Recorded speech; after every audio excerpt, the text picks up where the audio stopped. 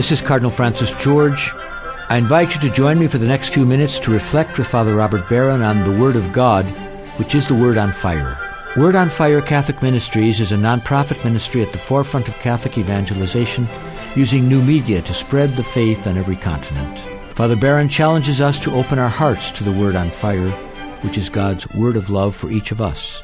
If our hearts are open, the Lord can change and transform us so that we might speak with love about the one who is love. The global benefactors of Word on Fire, with the support of the Archdiocese of Chicago, now present Word on Fire. Peace be with you. Friends, in order to understand the readings for today, this fourth Sunday of Advent, we have to move into a Davidic space.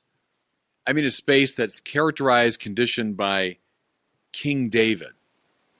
Along with Moses and Abraham, David was the most important figure in the Old Testament. His kingship represented the fulfillment of so many of the expectations of Israel, and his reign became synonymous with imperial power and with peace. It was the high point of Israelite life. Moreover, David received an extraordinary promise, unlike a promise given to any other figure in the Old Testament. You'll find it recorded in the second book of Samuel. Through the prophet Nathan, God informed David that David's line would last forever, and that a son of his body would rule over Israel forever. Now, it's interesting, isn't it? Because you say, okay, a line that lasts forever. I kind of get that your line will just go on and on endlessly. But then the second part of the promise, that somehow the fruit of your body, a descendant of yours, would rule over Israel forever. Something very mystical, very strange about that prediction. Now, during the long years that followed the time of David, it's fair to say that Israel remained haunted by the memory of this great king, and haunted even more by this promise.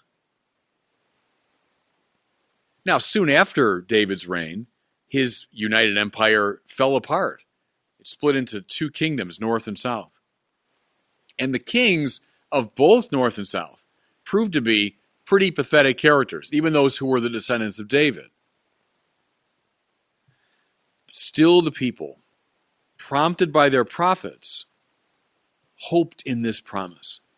They hoped that one day a definitive king would emerge from David's line, and he would unite the country, and he would bring peace. Okay? Now, this is precisely the hope that's articulated by one of the minor prophets from whom we hear today in the first reading. I'm talking about Micah. Micah was a seer, a prophet who lived and wrote in the 8th century BC. So that's about 250 years after David. Channeling the words of the Lord. Here's what Micah says, and it's part of our first reading today. Listen now. You, Bethlehem, Ephrathah, too small to be among the clans of Judah. From you shall come forth for me one who is to be ruler in Israel, whose origin is from of old, from ancient times.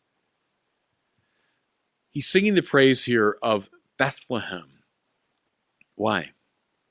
Well, Bethlehem was the city of Jesse, the father of David.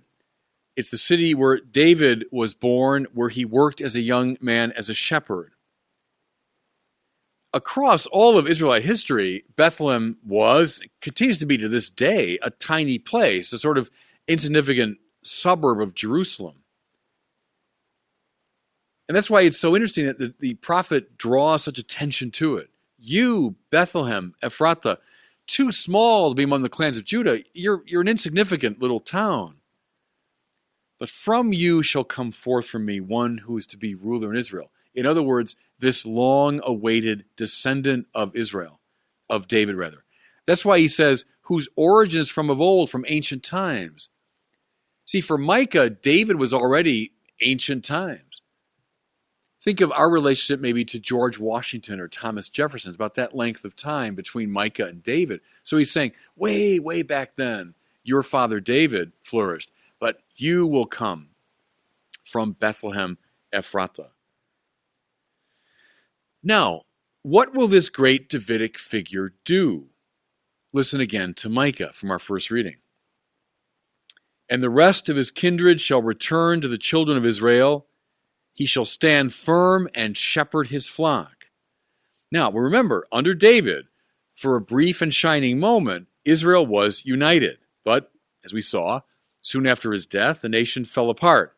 The dream was that the new David, this great descendant of David, would bring the tribes back together. He'd reunite the country.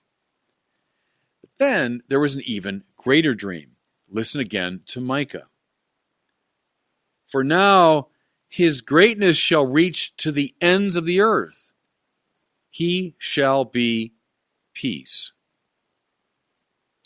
It's that theme now. You can see it in Isaiah. You can see it in Jeremiah. You can see it in many of the Psalms. A united Israel under its Davidic king would become a magnet to draw the rest of the world into unity. When the whole world would come together under this Davidic king, then all would be well. There will be peace. See, David, by bringing the tribes together, by conquering the enemies of Israel, brought peace for that brief shining moment. The dream now is his descendant will do the same thing. He'll unite Israel, but then something even grander. He'll unite the whole world and be a sort of Prince of Peace. That's what Micah is saying. Now, all of this would have been in the minds and hearts of first century Israelites as they took in the phenomenon of Jesus of Nazareth.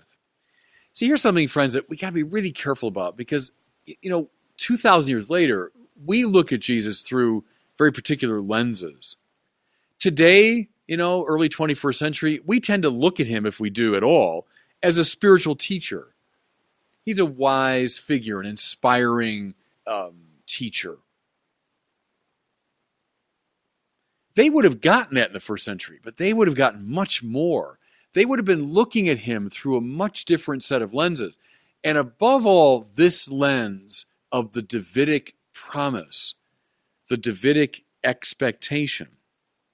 They would have been staring at him through David lenses. And so, with all that in mind, welcome to our gospel for today, which is positively packed with Davidic motifs. Let me just backtrack a little bit before we get to the gospel text. One of David's principal moves was to take the Ark of the Covenant and bring it into Jerusalem. Remember the Ark, the resting place of the remnants of the Ten Commandments. It was seen as the dwelling place of God. David's great genius was to bring the Ark into Jerusalem, and it would become thereby the center point of the country. The Ark, we were told in 2 Samuel, had been resting in the house of a fellow named Obed-Edom, who lived in the hill country of Judea. That's where the Ark was, and David took it from the hill country and brought it into Jerusalem. As he brought the Ark into the holy city, remember this beautiful scene, it's in 2 Samuel, he danced before it with a sort of reckless abandon. Now, with that, let's look at our gospel for today. Mary has just heard the word of the angel announcing that she would be the mother of God. The child, she was told by the angel, listen now, would receive the throne of his father David and would reign over the house of Jacob forever. Now, no first century Israelite would miss that.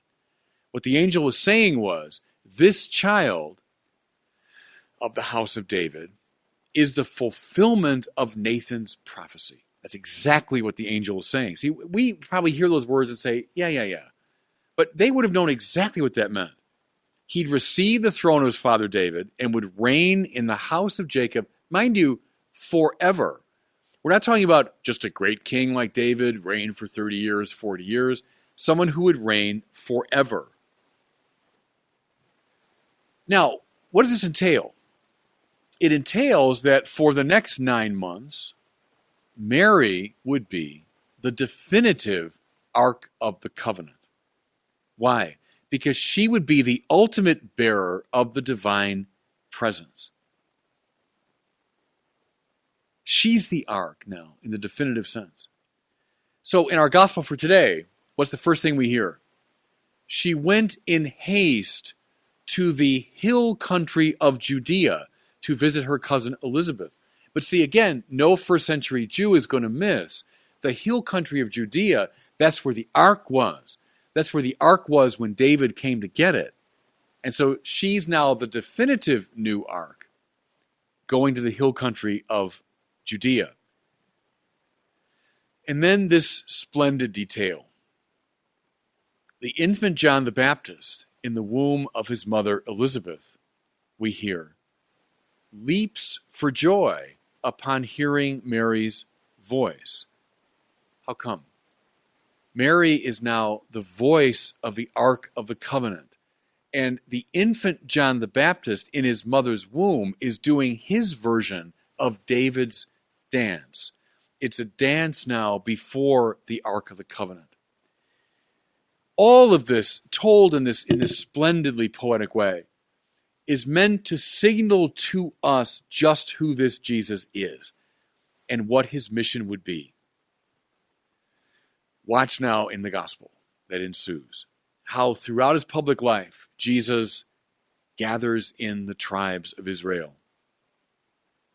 Going out to the woman at the well, going out to the man born blind, going out to Zacchaeus, going out to the Gerasene demoniac, etc., etc. Notice how he engages in open table fellowship, inviting saints and sinners, inviting insiders and outsiders, inviting those who are acceptable, those on the margins. Notice how he heals and forgives. The point is, he's not just being a nice, inclusive fellow. He's doing what the Davidic Messiah was expected to do. He will gather the tribes. And then at the climax of his life, this new David finds himself nailed to a cross, on which the Roman governor, Pontius Pilatus, had affixed a sign announcing in the three major languages of that time and place, Hebrew, Latin, and Greek, that there was a new king of the Jews. Now, Pilate meant that as a joke, didn't he? But the joke was on him, because the king of the Jews, that means the new David, is the one who will draw the tribes of Israel together and according to Nathan's promise and according to Micah's prophecy, who would now draw the nations of the world together.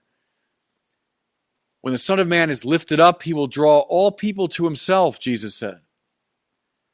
This is exactly what St. Paul's mission was to go out to all the world and tell them they have a new king, a new Lord.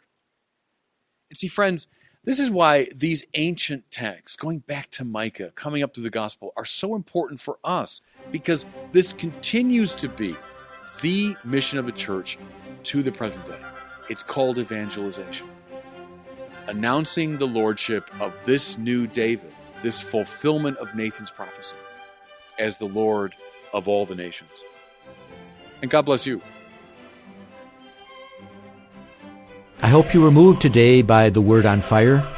I pray that together we might become a people on fire with love for God and neighbor, here in Chicago and wherever these words are heard. Until we join Father Barron again next week, I'm Cardinal Francis George, and I pray that God will bless you and those you love. 4 years in the making, and it's finally here.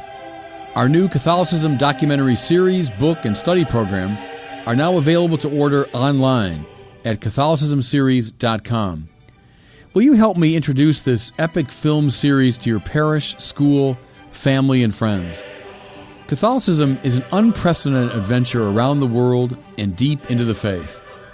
Learn more at CatholicismSeries.com or call 1-866-928-1237. That's 1-866-928-1237.